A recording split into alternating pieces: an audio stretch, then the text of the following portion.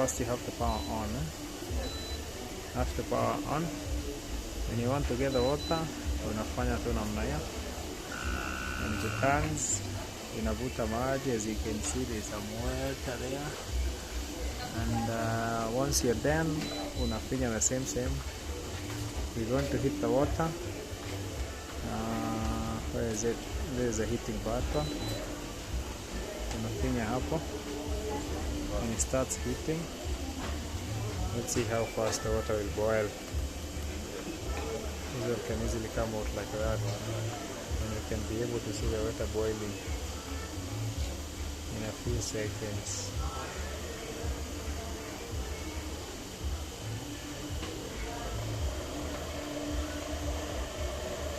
Normally you're able to hear, but you can see uko ndani maji isha boil.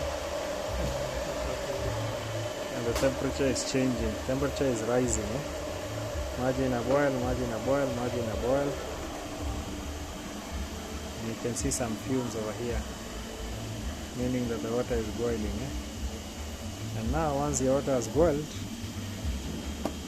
wewe unatengeneza kahawa yako hapo. There's a tea decanter over there, and if you want to stop it, you can stop it like that.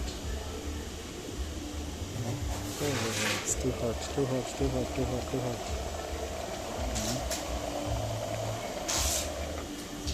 You can make your tea over there and put it in a decanter, just like that.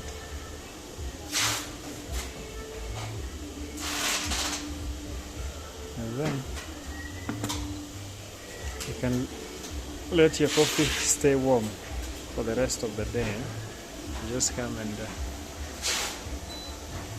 unaweka hapo, and your tea or your beverage, your coffee or your will remain hot.